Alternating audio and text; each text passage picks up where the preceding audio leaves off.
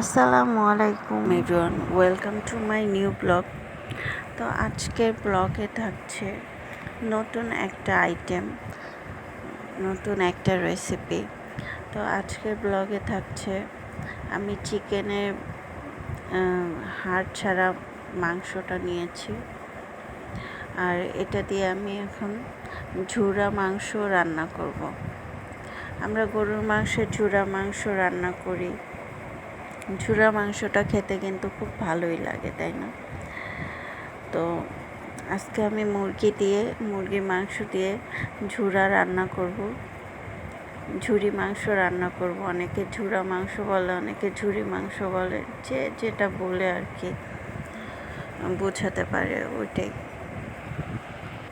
তো গাইস, তোমরা দেখতেই পাচ্ছ আমি এখানে হাড় ছাড়া মাংস নিয়েছি, আর এখানে আমি একটা হাড়ওয়ালা একটা মাংস নিয়েছি। মাংস না আর কি, এটা গলার যে এটা থাকে ওইটা নিয়েছি।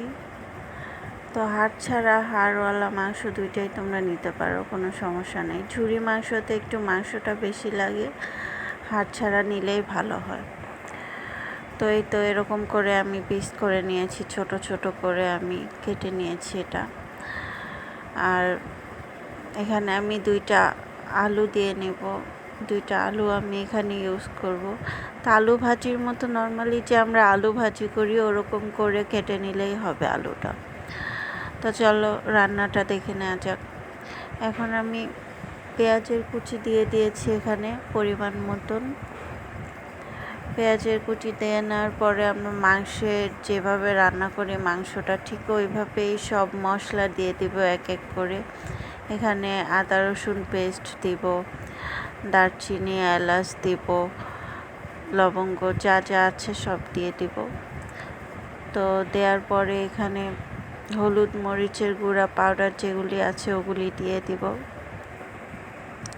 তো এসব দিয়ে একবারে সব কষিয়ে নিতে হবে ভালো মতন কষিয়ে তারপরে মাংসটা দিয়ে দিতে হবে, আলুটা দিয়ে দিতে হবে, দিয়ে খুব ভালোভাবে নেড়ে চেড়ে এটাকে রান্না করতে হবে বেশ কিছুক্ষণ।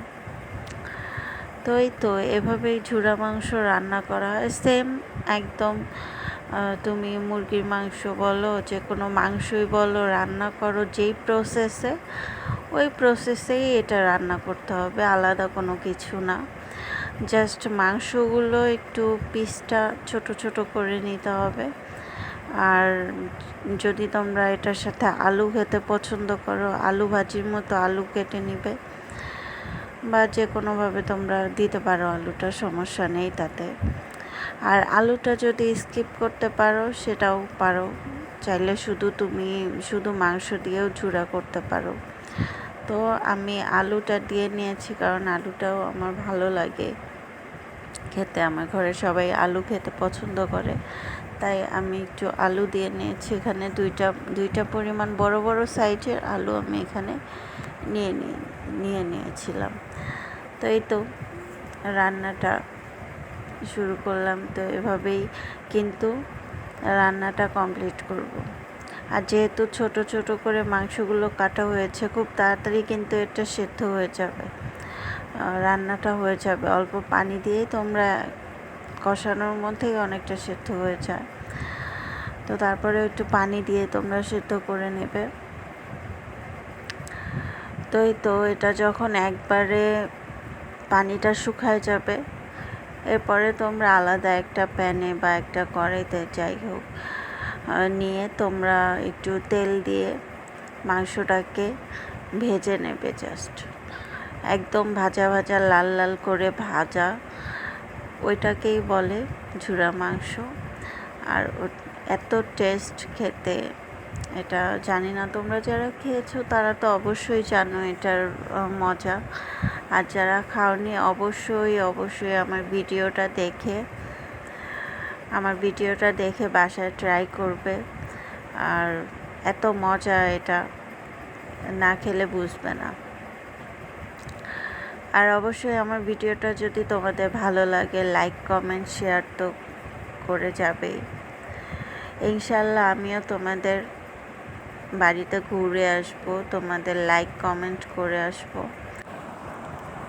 তো এভাবেই যদি হিংসাহিংসি না করে আমরা একজন আরেকজনকে সাপোর্ট করি, তাহলে কিন্তু সবাই কিন্তু একসাথে সফল হতে পারবো। এই প্ল্যাটফর্মে কিন্তু একা একা কেউই সফল হতে পারে না। তো বন্ধুরা, তোমরা হিংসাহিংসি না করে সবাই সবার পাশে থাকো, সবাই সবার বন্ধু হয়ে যাও। ইনশাল্লাহ সবাই সফল হতে পারবে। তো আজকে এই পর্যন্তই। ভালো থেকো, সুস্থ থেকো। আল্লাহ হাফেজ।